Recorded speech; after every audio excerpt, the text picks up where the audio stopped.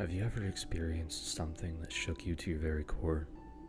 Something that makes you remember every single little detail of your surroundings from that moment in time, even years after? I can remember so vividly the moment I realized something was wrong with me. I was in my junior year of high school sitting in class, just like any other day. I remember the smell of erasers and cheap cologne that permeated off of my classmate who sat next to me. I remember the scratchy tag on my t-shirt and how I was resisting taking it off in the middle of class just to cut it off. I remember what my teacher, Mrs. Brown, was talking about, the fall of Constantinople. My mouth felt dry and I kept looking at the clock, counting down the minutes until I had lunch so I could get a soda. The sound of a pen clicking behind me was synchronized with the song that was stuck in my head. All those things were going through my brain at once. My ADHD mind went a million miles per minute when it all came down to a crashing halt when I felt it at 11:23. I felt what I can only describe as a hand grabbing at the inner lining of my stomach. It didn't necessarily hurt, not at this point. That's not why I got so scared. You see, not only do I have ADHD, I also have OCD that manifests itself in the fear of anything growing or moving inside me. Even if I think about the concept of blood moving in my body or a heart that is beating in my chest, I have to think of something else. I've had full-blown panic attacks because of it. The closest term for this is tocophobia. That's technically the fear of pregnancy. I'm a guy, so it's not completely accurate, but it's really the closest term. I mean, I also do have a huge fear of pregnancy, not necessarily of me being pregnant, but even though I know I could never get pregnant, the thought of it still made me feel sick. I bet you can imagine the terror that overcame me as I felt something moving in me. I made an audible groan and grabbed my stomach. My whole class turned to look at me, even my teacher stopped talking to ask if I was okay. I stood up and started to run to the nurse's office without even acknowledging my teacher. My first thought wasn't thinking that something was actually in my body. Even stomach aches and the feeling of gurgling in my stomach made me feel this way before. I didn't have anything on hand to help with a stomach ache, unfortunately. However, the nurse always did. I sprinted across the school, hoping and praying that my stomach wouldn't make that awful feeling again before I got there. I turned the corner into the nurse's office with my tennis shoes squeaking in the process. I saw the school nurse, Mrs. Kennedy, sitting on the couch in her office reading a magazine. She looked up at me with a sweet smile that quickly turned into worry. "Sam, what is it? How can I help?" she said as she stood up and hurried over to me, putting her hand over mine, which was grabbing my stomach tightly. "It's my stomach. Something is wrong with it," I mumbled with a red face. She shuffled her way over to her large medicine cabinet and she motioned for me to sit down. She asked me questions about my stomach, asking if it was pain, grumbling, cramps, nausea, etc. As she was asking me what my symptoms were and digging through bottles, the feeling happened again. However, this time it was different. It felt like fingers grasping against the inside of my body. I screamed and wrapped my arms around my torso. Mrs. Kennedy ran over to me to comfort me. "This seems a lot worse than normal. Maybe we should call your parents," she said as she put her hand on my back. It felt like some days I saw Mrs. Kennedy more than my teachers. Any small ailment would distract me so badly from class that I had to go see her, sometimes multiple times a day. She knew at this point when something was really wrong. Within about 30 minutes, both my parents were there with us. That may seem fast, but I'm an only child and my parents were very aware of my tendencies. They know I can spiral and like to be around if it happens. They kept asking me where the pain was. I think they assumed by the way I wasn't responding to their questions, the pain must have been really bad. The reality was that I just didn't know how to tell them what was going on. I got so frustrated after they asked me over and over again that I just yelled at them. "Something is inside me. Get it out, get it out." I lifted my shirt and was ripping at my stomach, leaving red nail scratches and cuts. My mom and dad ran to either side of me to grab my arms.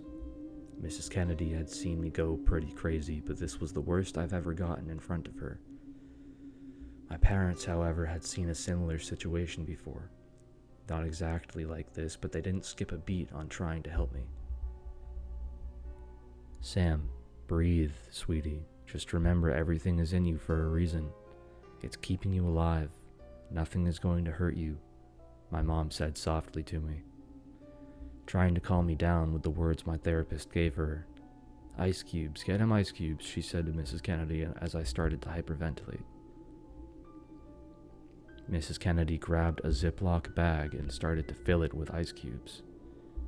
My mom went over to her and grabbed an ice cube right out of the bag, opened up my hand, and put the ice cube in it. This worked in the past to distract me. I knew that's what she was doing, and trust me, I wanted it to work too, but this was different.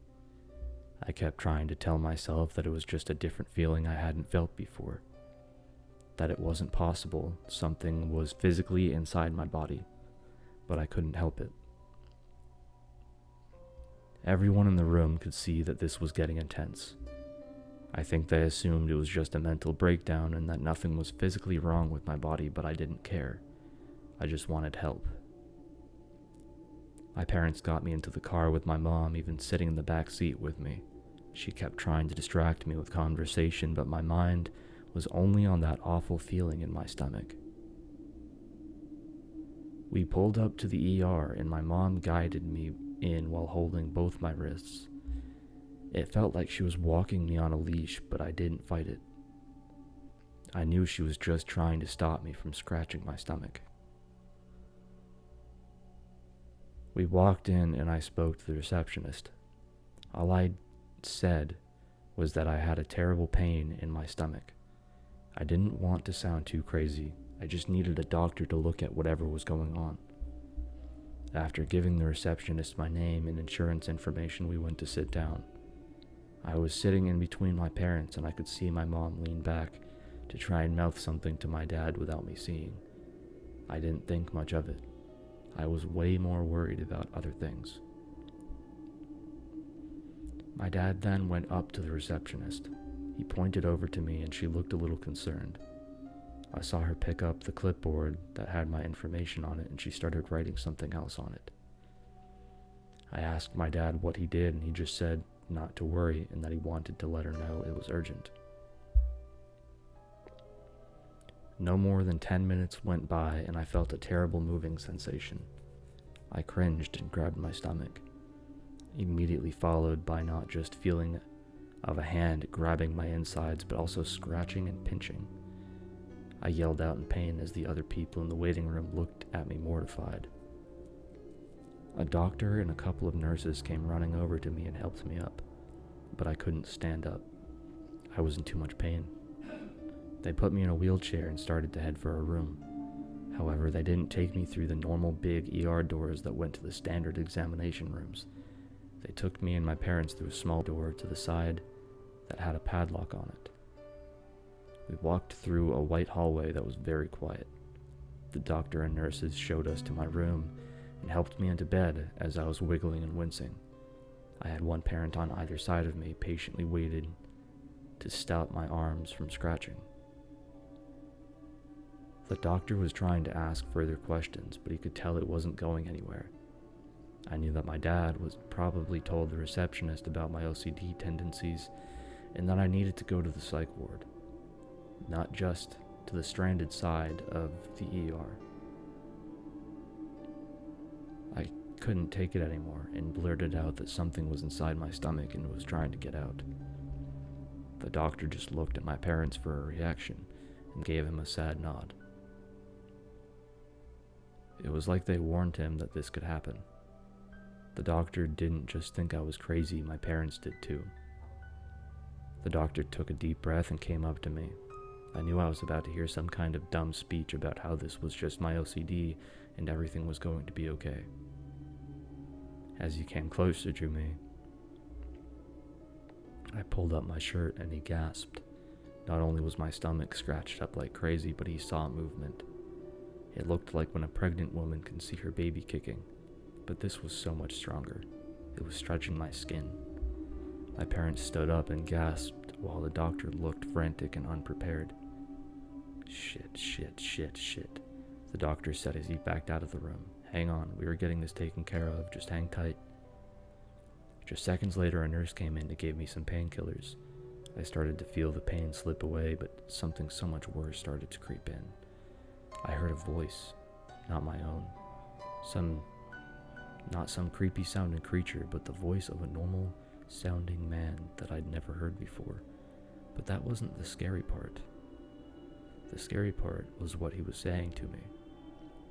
Get me out. Get me out. Get me out. It started in a normal tone, but slowly became more urgent and rushed, then demanding. The voice would coincide with the moment inside me. It was getting so loud that I was having a hard time hearing the people around me. The doctor came in just a few minutes after I last saw him. He was red and sweaty, like he'd just run a marathon. He told me they needed to do just a few tests on what was inside me before taking action. I was trying so hard to pay attention to the words coming out of his mouth, but all I could hear was the voice. The voice stopped for just a second and changed what he was saying. Now he started repeating, "Cut me out, cut me out, cut me out now." I now knew this thing didn't just want out, but it wanted out now. I begged the doctor to just get it out now, but he wouldn't listen.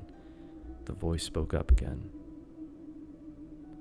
"This is taking too long. Don't be afraid. Get me out yourself." I think it could feel me resisting. Without realizing it, I was looking around the room for something. It was like I didn't have control over my head or eyes anymore. I knew the voice was looking for a knife, but I was trying to ignore the feeling. I knew there weren't any knives around. I was in a very safe place. That's the end of part 1.